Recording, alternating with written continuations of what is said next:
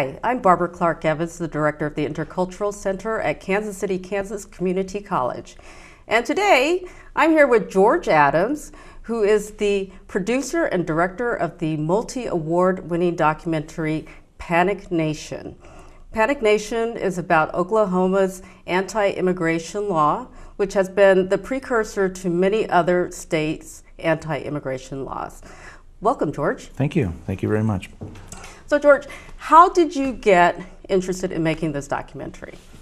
I got interested in making the film. I'm originally from Los Angeles. I lived in New York also for many years, and now live in Oklahoma City.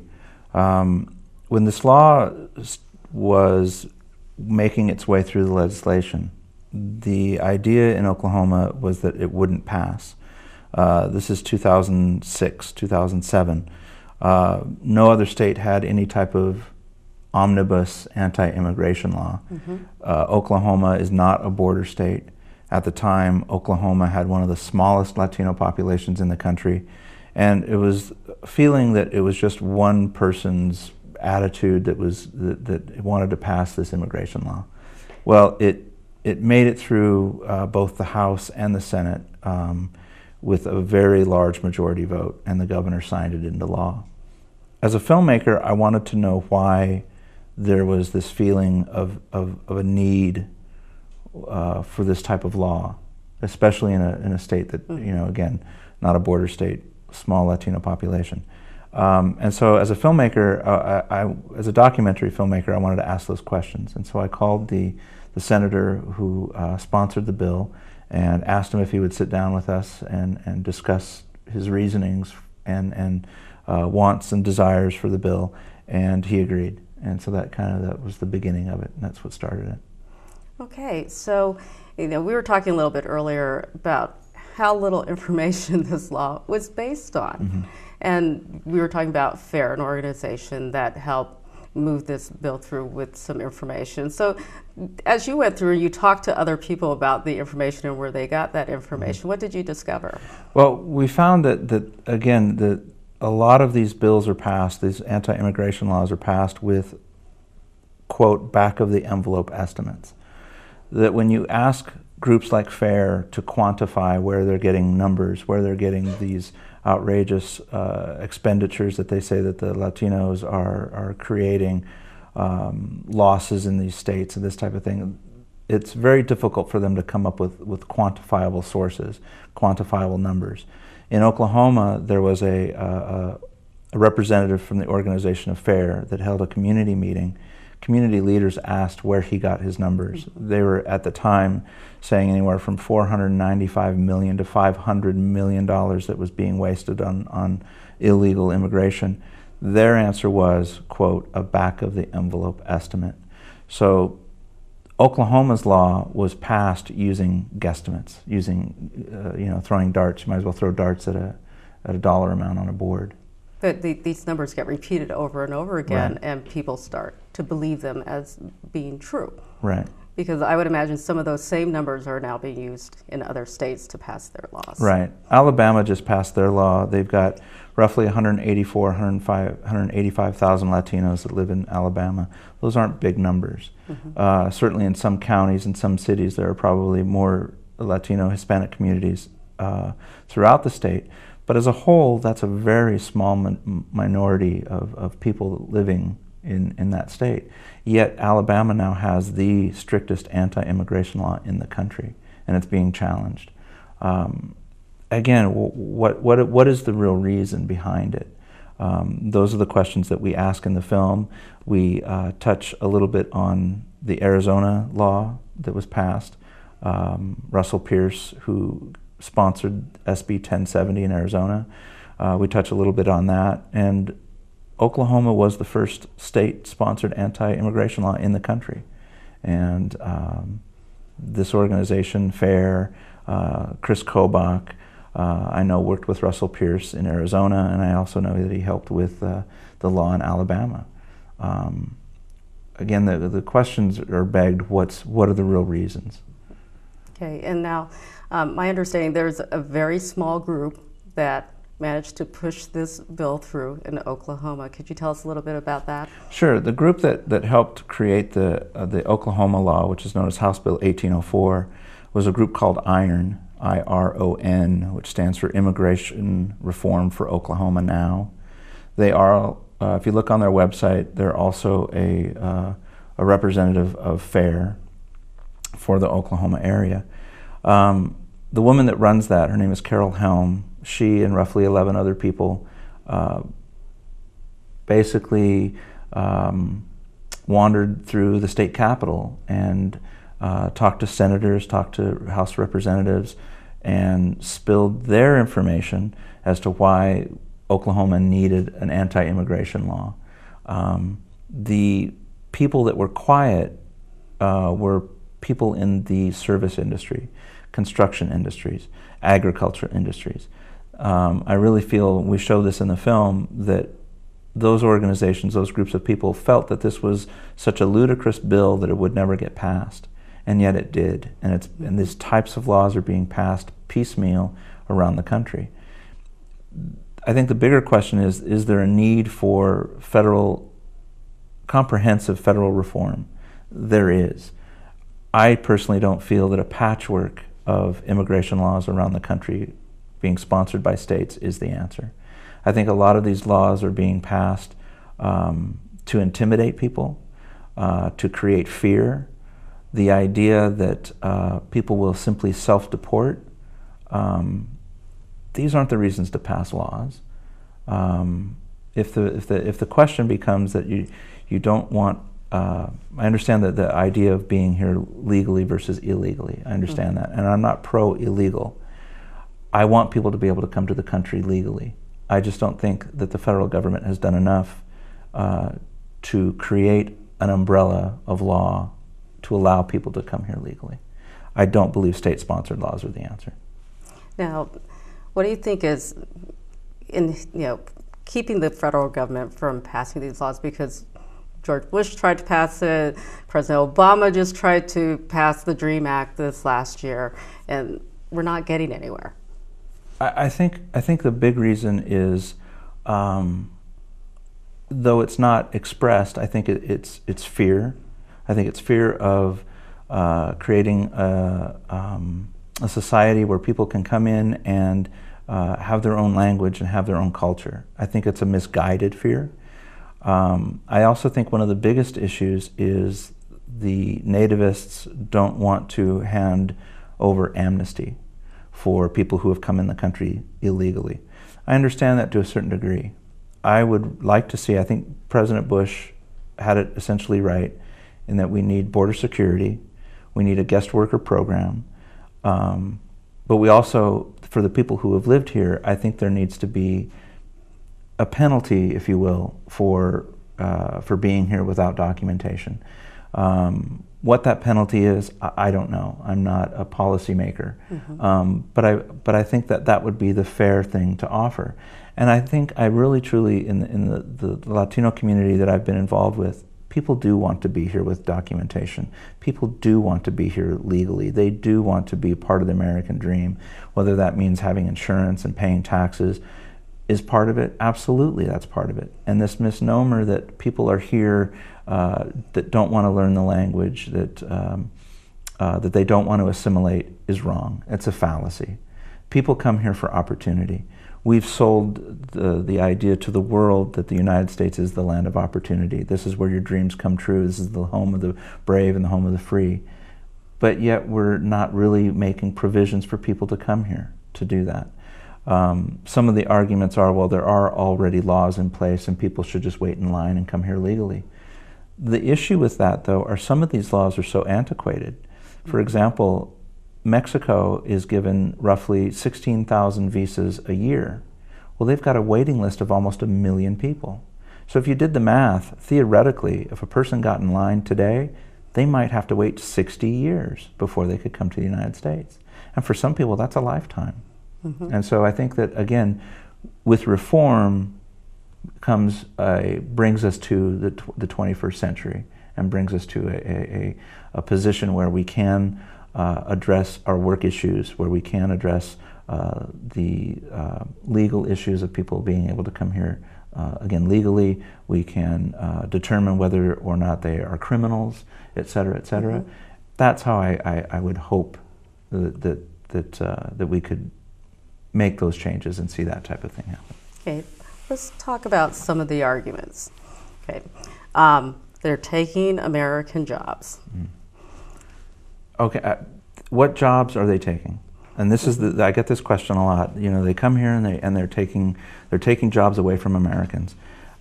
I'm going to challenge back and say that if a person is coming here, because if that's included in the argument that they're coming here and not assimilating and not learning the language, and yet they're taking the jobs, then I'm going to say that the jobs that they're taking from American citizens, those American citizens are probably pretty inefficient.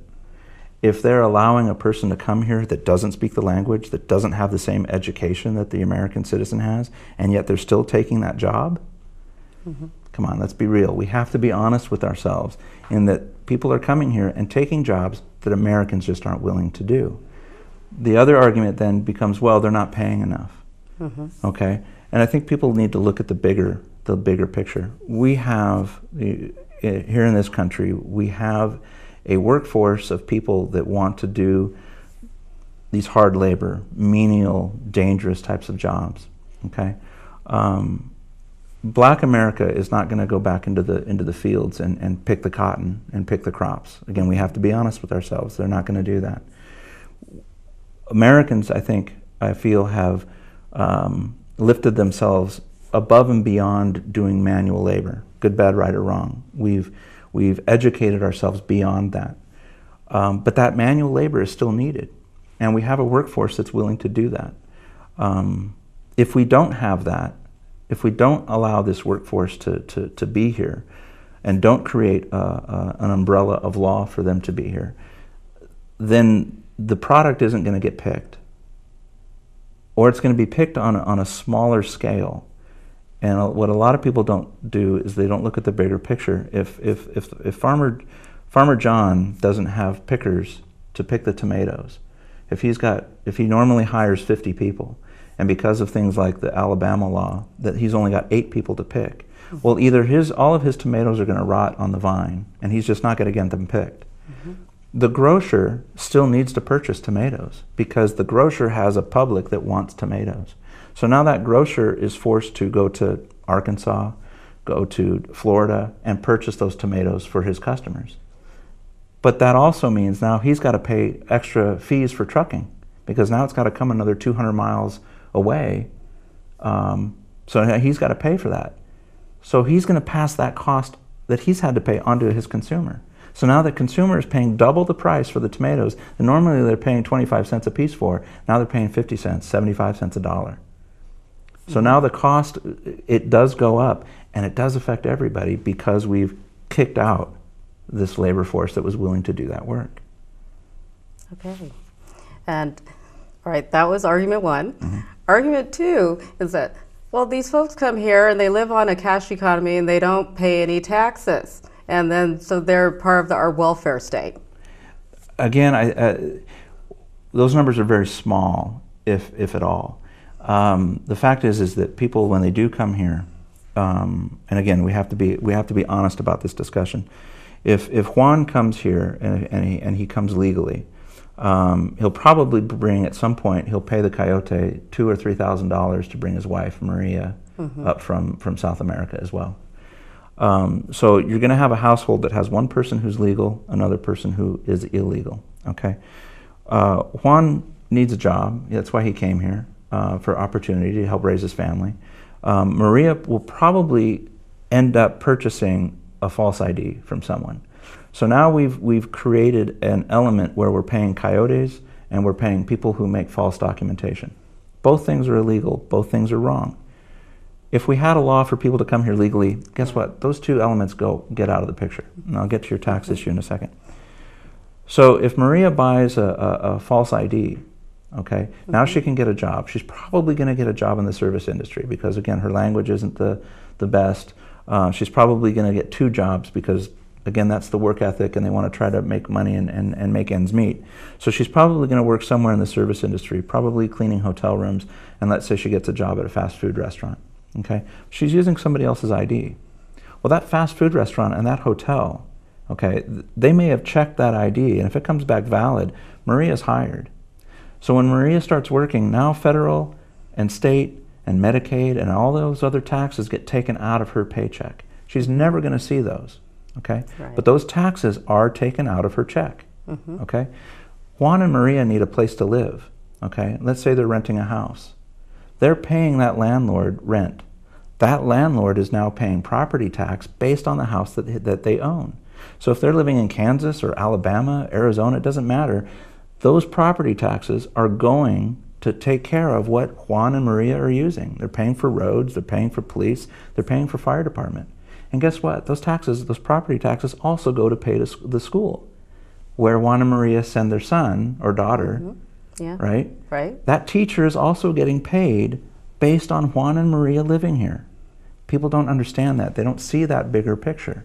So when people say that they're here and they're not paying taxes, it's a falsehood. It's just simply not true. And if they are under the table, if Maria's getting a job where it's cash only, maybe she's working in somebody's home and they're paying her cash, she's still paying taxes when she goes to the grocery store. Right. She still buys clothes. She still buys the gasoline. And maybe she and her husband go to Sonic or Chili's once a week.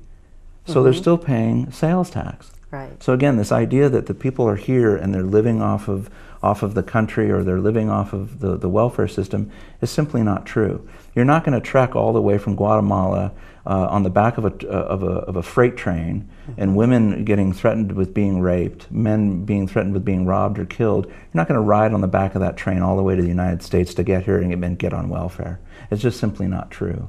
And for people who believe that argument, I think it also it says more about that they're not delving deep enough into the issue. They're paying attention to that 30-second news clip on Fox News or on CNN, and they're not really delving deep enough into why people come here in the first place.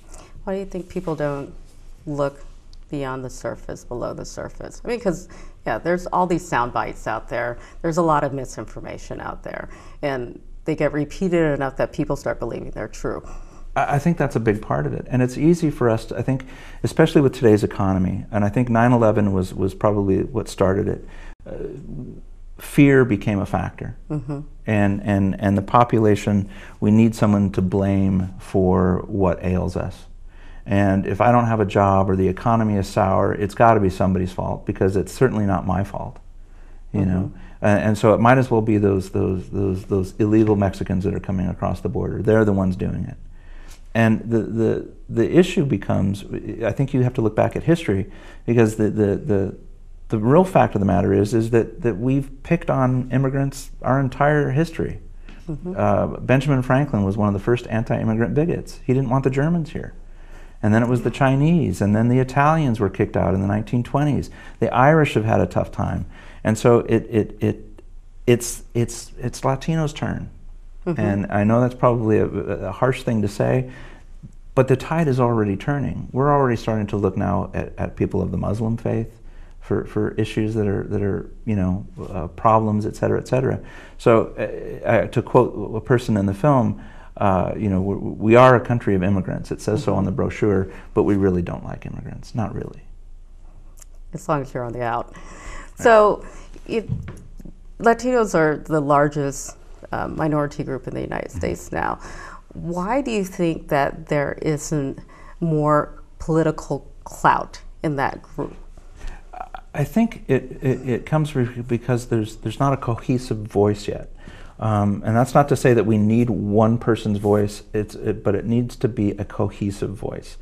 I think during the civil rights, I can compare it to the civil rights in that there was a loud, cohesive voice. And marches began, and people took notice, and Martin Luther King had the ear of politicians, and it was the right time. With the Latino population, because you have so many diverse groups, you have, you know, people from Mexico, people from other parts of South America, Brazil, Venezuela, Peru, Guatemala, Spain. I mean, the list goes on. Cuba. And I think that when you've got a diverse group of people, even though they kind of fit under one umbrella, they're still separate. And until the Latino population has one cohesive voice, I don't think that you're going to see real reform happen, or at least somebody's not going to step forward and make that happen. Okay. I think there has to be some unity. Now, there are some groups that are totally opposed to some of these laws. You know, law enforcement, state law enforcement, they really don't like these state laws. Why is that? I think that you'll find, and again, the different enclaves of local PD. Local police departments don't want to enforce federal immigration law, I think, as a whole. Because the gung-ho guys working the patrols, they'll do what they're told, okay? And these guys are putting their life on the line every day, okay? And my hat's off to them. Where you have the disagreement is when you get a veteran who's been on the force 10, 15, 20 years, who's now a detective and is trying to solve crimes. They understand that they need that trust within that community to be able to solve crimes, to be able to solve rapes and murders. And what you're having now, what you're creating now with these state-sponsored laws that allows the local police department to go into these communities where that trust has been built up, now that trust is eroding, because now you've got a community that doesn't trust anybody with a badge. So I know we had in Oklahoma City, there are several murder cases and rape cases that have gone unsolved because the community's lack of trust of the police department. And I think that's a shame also. Again, I think it goes back to needing federal reform. I think that the group ICE, the law enforcement arm, I think again they're doing the job that they've been hired to do. Again, these guys, you know, they strap on the gun and they are out there doing what needs to be done. And I think that's where it needs to stay. I think that the local police department, with all the communities, they've got to be able to gain trust in order to keep all of us safe. And it becomes a problem when they can't. And in your documentary, there's an interview with a policeman who was talking about carrying his own papers. Tell us a little bit about that. Yeah, one of the law enforcement officers in Oklahoma City, Officer Balderrama, Hispanic, born here in the United States, but he's also very dark complected, dark hair. He looks very Latino. He feels the need to carry his badge, his driver's license, and his birth certificate. And in his words, so there's no misunderstanding. And I think that that's a shame that we have a police officer who sees the ins and outs of this every day. If he feels the need to carry his papers, what kind of country are we becoming? Are we becoming the old Eastern Bloc, you know, countries? Are we becoming the old Russia? Are we becoming Nazi Germany? Nazis used to ask for papers all the time. And is that what we're becoming? And do you think that leads to racial profiling? I believe it really does lead to racial profiling. I myself will never get asked if I'm here legally or not. I'll probably never be asked what race I am. Okay, but a person of brown skin will be asked where they're from, what's their nationality, what race are they. I've had that happen to an acquaintance, and so it absolutely does create a profile. Because a person has, their last name is Sanchez or Rodriguez, or because they have brown skin, their relatives may have been in the country since 1776. But because they fall within that group of people, because they're now guilt by association because of the color of their skin or their last name, they're subject to have those questions asked. And again, that's part of those civil liberties that I think are being taken away. Yeah, and I think that's a little scary. I mean, I'm sitting here thinking, okay, my birth certificate's someplace in a safety deposit box, and you know, just because of my skin tone, I could very easily be stopped. And quite often here in Kansas City, people think I'm a Latina.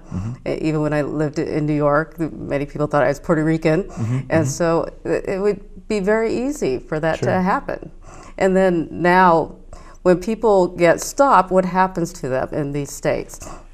Well, it depends on each state, and that's right. part of the problem with the patchwork of immigration laws, is that it can be different in each state. The federal law is written to prevent people from doing human trafficking. That was the intent of the law. But the law, like for example in Oklahoma, it uses the word transport. Well, that could mean if I want to carpool with Juan or Maria and they don't have documentation, I can be charged with a felony for transporting a person without documentation. Okay, so and each state is different. Arizona's got theirs is different still. Alabama is different. Alabama, they've got, if I'm quoting this correctly, you can't pick up a person to take them on a job. You can't stop in the street to ask if they need a job. You can't stop in the street and ask them if they need a ride. That you can be fined, ticketed, arrested. I'm not sure which, but it's against the law now. And then you have to tell the police officer, no, I was just asking Juan if he needs a ride. I know the guy. I mean, at what level where do we draw the line? Well, this is such a complicated issue, and I'm glad we're talking about it today, because people do need to talk about it, because it's not as black as white as the media and some politicians try to make it. Right. So what can people do? I think the biggest thing that people can do is contact their representative. Let them know that this is not what, these aren't the type of laws that we need.